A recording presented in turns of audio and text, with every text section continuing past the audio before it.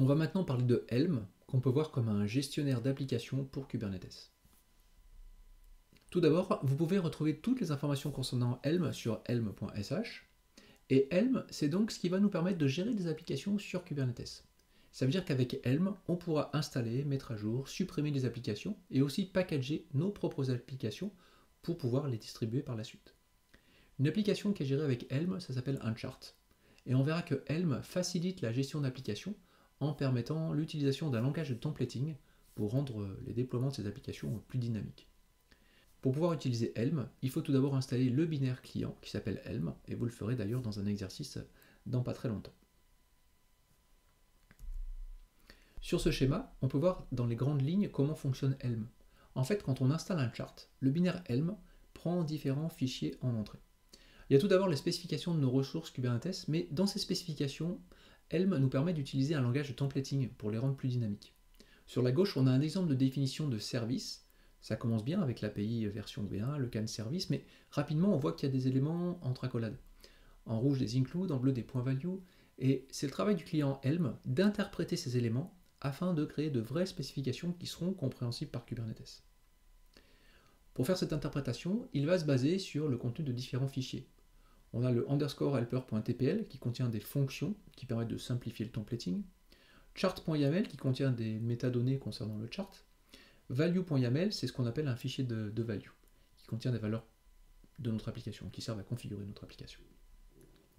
Dans la spécification service.yaml, quand il y a un include suivi d'un nom de fonction, Helm va appeler la fonction correspondante qui est donc définie dans le underscore helper.tpl. Quand il y a un point value suivi d'un nom de propriété dans la spécification, comme .value.service.type, Helm remplacera ce contenu par la valeur de la propriété définie dans le value.yaml. Ici, le .value.service.type serait remplacé du coup par cluster IP. On ne le voit pas ici, mais entre accolades, on pourrait aussi avoir un point chart suivi d'un nom de propriété, et dans ce cas, Helm remplacerait ce contenu avec la valeur de la propriété qui serait définie dans le fichier chart.yaml. À la fin, une fois que Helm a interprété le contenu entre accolades, il y a une vraie spécification qui est générée, comme on le voit en bas de la slide, et Helm va donc l'envoyer à Kubernetes pour créer la ressource correspondante. Dans une application, on a généralement plusieurs ressources spécifiées dans des fichiers YAML, et si on package une application avec Helm, on pourra ajouter du langage templating dans ces fichiers YAML, et Helm sera en charge d'interpréter ces éléments et de créer l'ensemble de ces ressources dans le cluster. Quand on parle de Helm, on ne peut pas passer à côté de l'Artifact Hub, auquel on peut accéder sur artifacthub.io. L'Artifact Hub, c'est une plateforme qui facilite la distribution de charts Helm, et aussi d'autres types d'assets. On voit ici qu'il y a plus de 12 000 charts Helm qui sont référencés actuellement. Donc si on a besoin d'installer un chart, le mieux c'est d'aller dans le Artifact Hub, de rechercher l'application en question, et de l'installer en suivant les instructions. Généralement, pour installer un chart, on le fait en deux étapes. On ajoute tout d'abord une référence au repository depuis lequel le chart est distribué, et puis on installe le chart en précisant le repository et le nom de l'application. Par exemple, si on veut installer l'application Grafana, c'est un front-end web qui permet notamment de visualiser des métriques, il faut dans un premier temps ajouter le repository avec la commande helm repo add. Cette commande elle attend un nom de repository et l'URL sur lequel il se trouve. Ensuite, on peut installer l'application avec un helm install. Il suffira simplement de donner un nom à la release et l'endroit où se trouve le chart qui sera utilisé. Dans cet exemple, on installe la release qu'on appelle mygrafana et on indique que ce chart qui permet de créer cette release est disponible dans le repository Grafana et qu'il s'appelle lui-même Grafana. On peut également préciser des arguments lors du helm install, comme la version du chart à récupérer ici, et on pourrait aussi lui passer le fichier de valeurs qu'on souhaite utiliser si les valeurs par défaut ne nous conviennent pas. Ce qu'il faut garder en tête, c'est que le chart, c'est l'application statique, c'est-à-dire l'archive qui est distribuée via un repository, et la release, c'est l'application qu'on installe, c'est-à-dire une instance du chart. Depuis plus récemment, on peut aussi parfois installer une application en référençant un chart qui est distribué depuis un registry OCI. Dans l'exemple qu'on voit ici, on utilise la commande helm install pour installer la release myredis. On indique dans cette commande l'URL du registry dans lequel le chart est distribué. Ici, c'est une URL qui correspond au Docker Hub. Donc cette notion de registry OCI, elle est importante parce qu'un registry comme le Docker Hub permet de distribuer des images de conteneurs, mais aussi d'autres types d'assets, et notamment des charts Helm. On vient de voir comment créer une release, c'est-à-dire avec Helm install. On pourrait aussi utiliser Helm upgrade-install. Cette deuxième commande, elle est pratique parce qu'elle crée la release si elle n'existe pas et la met à jour si elle existe.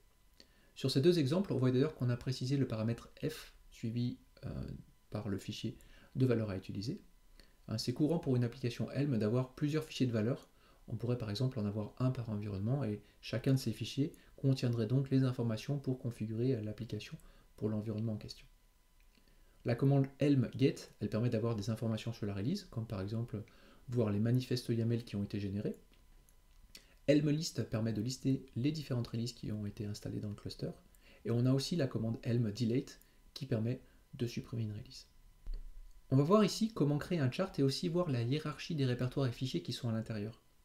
On peut facilement créer un chart de démo en utilisant la commande helm create, suivi du nom qu'on veut donner à notre chart. Ici, on l'appelle simplement myapp. Ça va créer un répertoire, et à l'intérieur de ce répertoire, plusieurs répertoires et fichiers, comme on peut le voir ici. Dans les grandes lignes, le chart qui est créé ici il sert simplement à lancer une application basée sur Nginx. C'est juste un exemple à partir duquel on pourrait créer notre propre chart. Si on regarde d'un peu plus près la hiérarchie de fichiers qui est dans le répertoire myapp, on a tout d'abord le fichier chart.yaml.